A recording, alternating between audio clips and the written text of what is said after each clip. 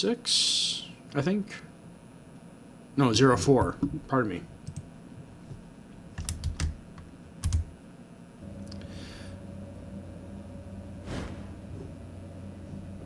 Okay. We are back, and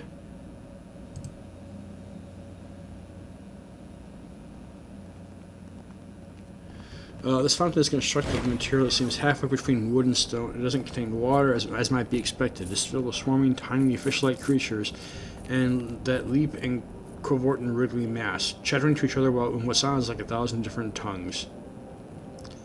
What are the creatures saying? You fold your arms, listening intently to the fish jabber at each other. It sounds like a cloud of nonsense syllables meshed into baby speak. Animasias, a few oft-repeated sounds tug at your memory until something unravels. You stand before a rusty intelligence terminal, surrounded by crooked ruins. Laying unfamiliar hands against the cracked glass, you speak words in all languages you know. This takes some time. The terminal awakens at the sound of an ancient guttural greeting. You recognize it immediately as one of the words the fish-like creatures are babbling cheerfully to each other. Examine the woodstone fountain. Now that you're looking at it, it is unfathomably old. Coppery, tongue-like decorations curl up and over the rim of the structure as if lapping at the endless stream of creatures within. Sure, why not? Let's just try to catch one of the creatures.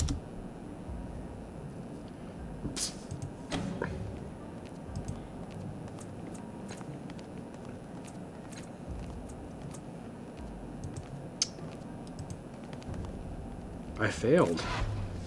You thrust your hand into the slimy mass of creatures but they easily slide through your fingers.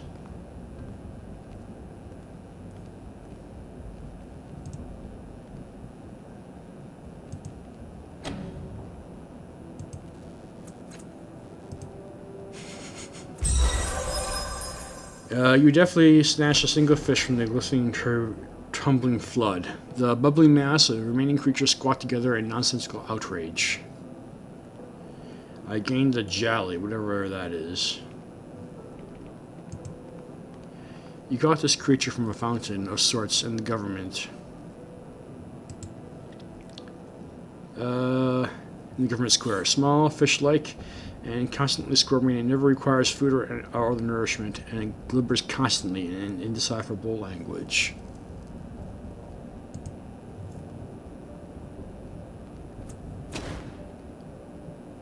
Spend some time listening to the creatures.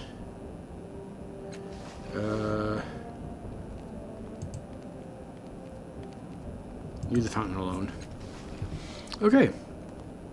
I have absolutely no idea why I did that. But we needed to go out to some other place. Yeah, we need to go down over here.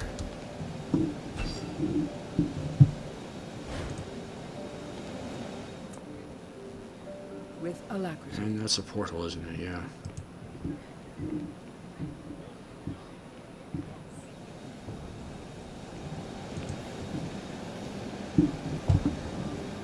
Yes, now. Okay. So, I have no idea what that says. Caraversali, or to the circus minor.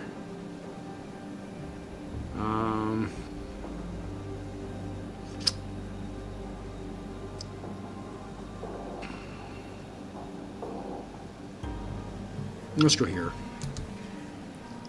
Only because I have no idea where to go, really.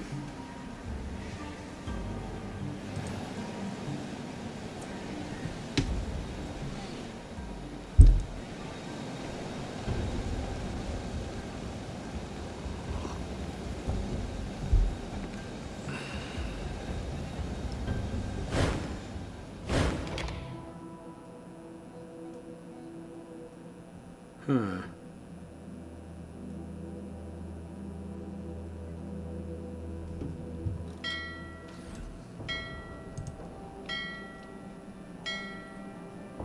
Let's go.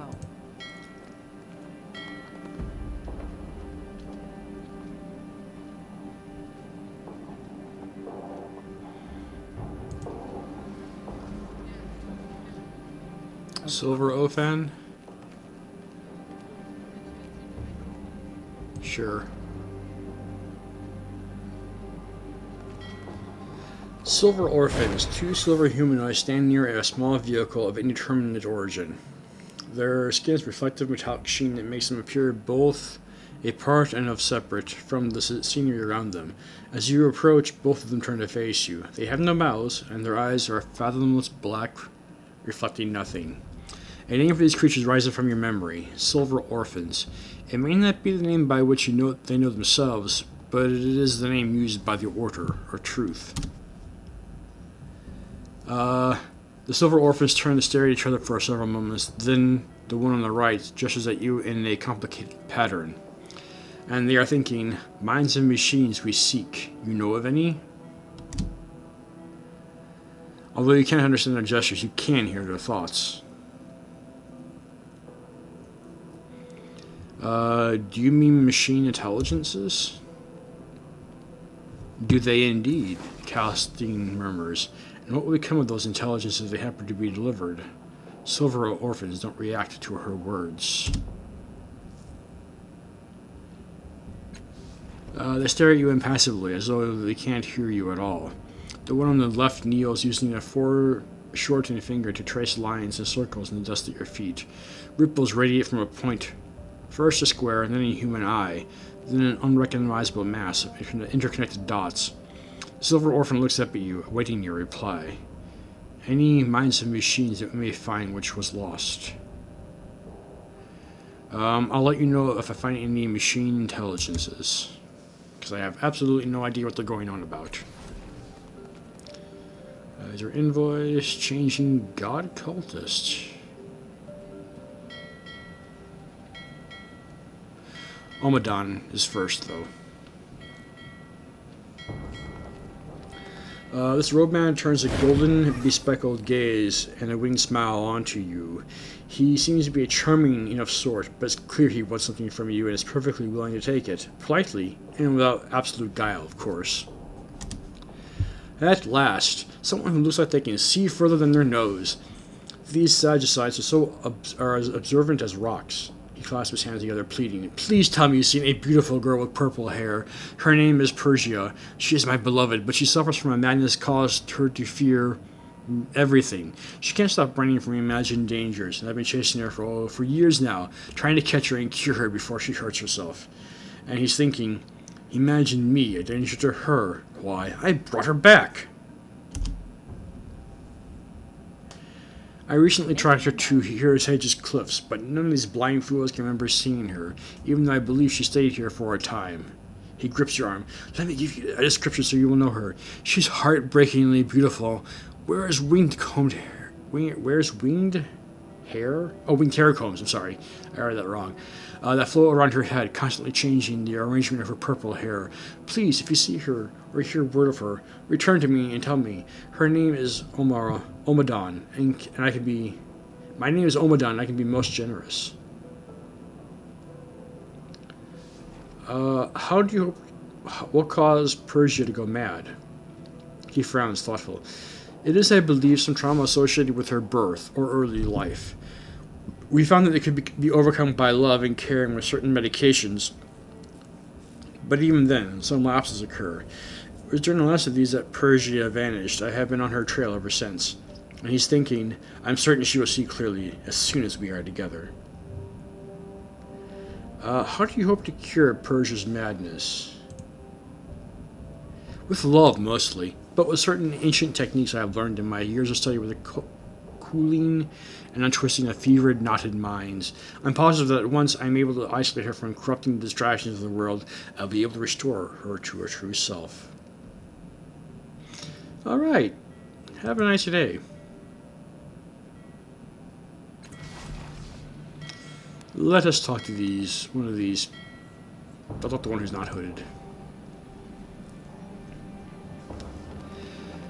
Three-robed figures stand there, staring at the skies for ships or watching the entrance of the Caravanistari for new visitors. Oh, Caravanistari. Okay, cool. One of them studies you, and his eyes widen when he sees your tattoo. He elbows his colleagues, and he bows to you. Revered one, he says. We had not heard that a new child, a changing god, walked among us. I urge you to speak with the heads of our order, Cassim and Minoron, in Circus Minor. He bows again. How may we assist you? Well, tell me about yourself. We are servants of your creator, revered one. It is the one who brought us to your incarnation. He cheats death and changes the course of history. He's the savior of humanity, and we seek to emulate his ways. And he's thinking, I doubt he actually did everything that's said of him, but his cast-offs are real and powerful. Well, what are you doing here? We look for you, for your creator, revered one, and the comings and goings of other cast-offs like you. Since this is a major travel hub, we had hoped, in vain, it is generally true that you see your kind coming through. And why, here you are, and is it like he see to you? He bows. And he's thinking, it's the cast-offs that truly interest me. How do they do what they do? And I don't really want to talk to you about a purple-haired old girl, because I don't really care that much.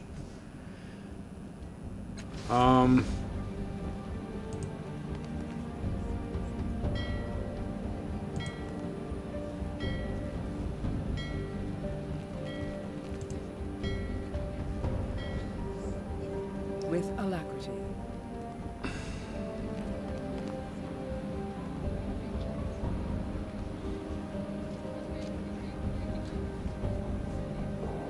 Okay. We are there. Let us...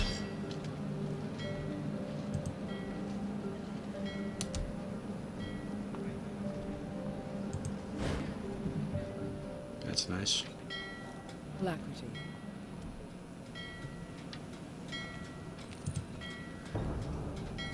Blah, blah, blah.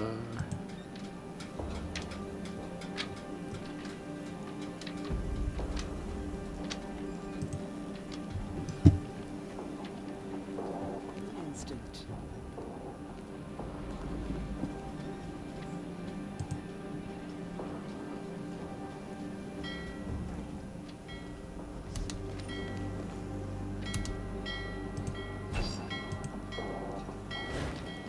Yes.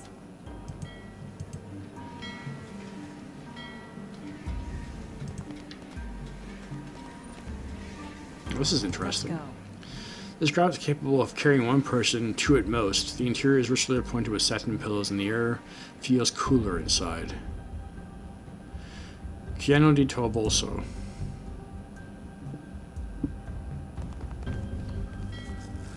The scrawny old man practically rattles inside his dull, dented armor that was clearly made for someone bigger than him. Nonetheless, his eyes burn with bottomless fire, and his smile, as fierce as it is genuine, flashes beneath his graying thicket of a beard. Another night, he bellows, and clapping your shoulders with his gauntleted hands. You barely keep your feet. The man is way stronger than he looks. Another hero in such a great adventure. You stand before the wandering knight Cuyano del Toboso. What brings you to the summit of Mount Ilathandor? And he's thinking, she is armed like a knight, though she carries herself strangely.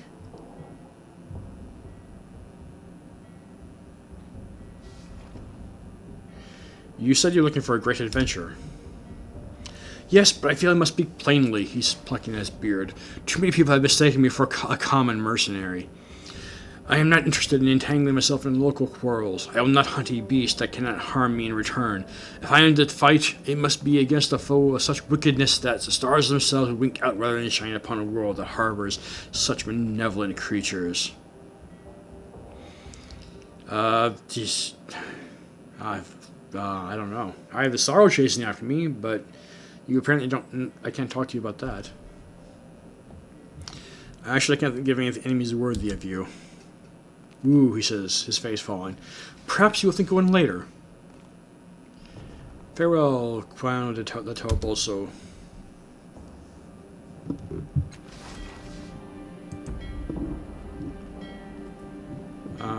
Let's go.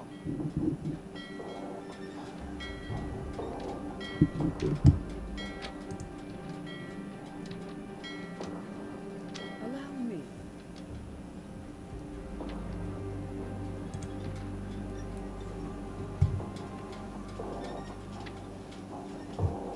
Okay, whatever.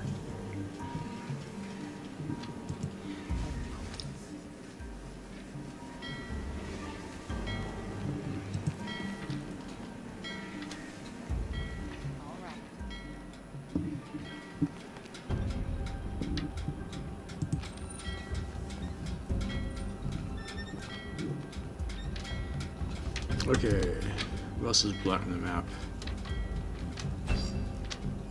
So we can get down here to the cliff's edge, which you might probably will. That's a sleep location. Cool. We need. I actually do need to go to sleep. So I should do that momentarily.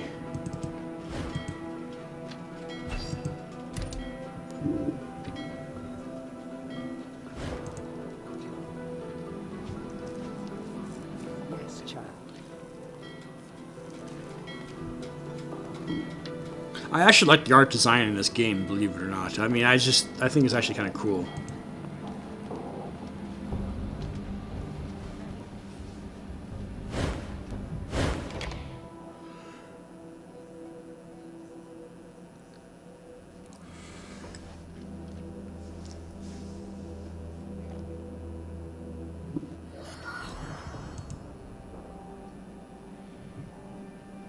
Of course.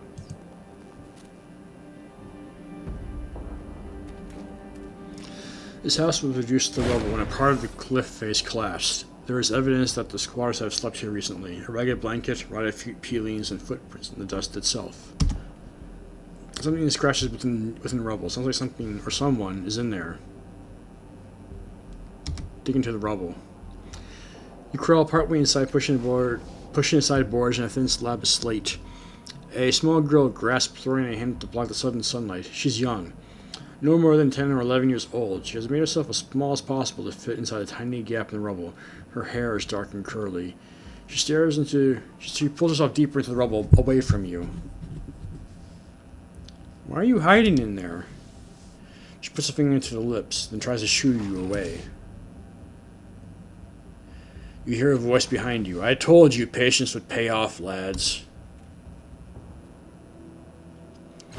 Some thugs stroll over. They all carry weapons at their sides, and they walk with cocky assurance of those who don't expect to need them. I swear I checked this hovel, says one of them. She wasn't here. No one was. How did this draft find us so easily? He just gestures dismissively at your location. Don't fret it, Bega. And the thug looks you up and down and calls out in the direction of the rubble. Come on, little bird. It doesn't matter how good you are at hiding. You had to come out sometime.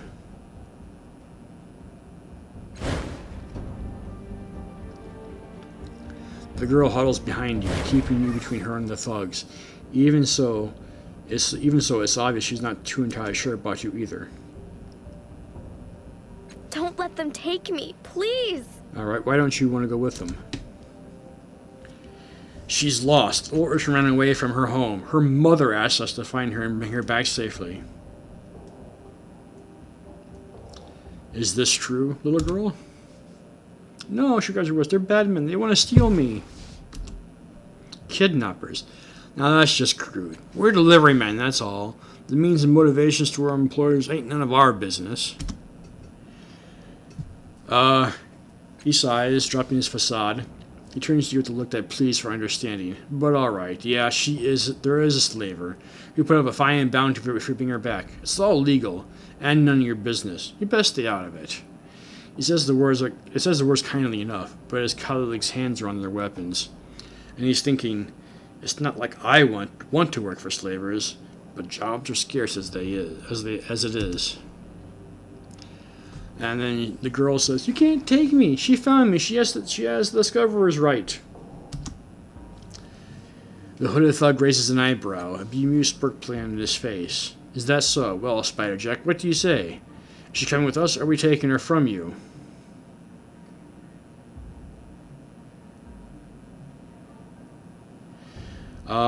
I could use deception. Her master's grown tired of waiting for you. I've been sent to collect the girl in your stead and to tell you the bounty's off. I can use persuasion and say it doesn't matter if it's legal. Slavery is evil, and you're a part of it. That might actually be useful because he already doesn't particularly care for working for slavers. Or I can use intimidation, and I'm not very threatening even as a nano. I'm kind of squishy in point of fact. In point of fact, I know I'm very squishy, so I'm going to try persuasion. I am going to have to go through, on a separate note, and play the jack of all trades, because I think I actually would like that one better than a nano, but, you know, be that as it may. I think I have a better chance than she does. No, I don't, actually.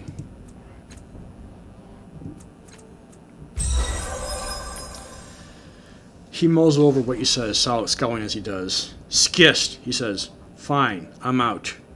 He storms off, no longer looking you in the eye. And he's thinking, she's right, damn it. I can't face my family after doing a job like this.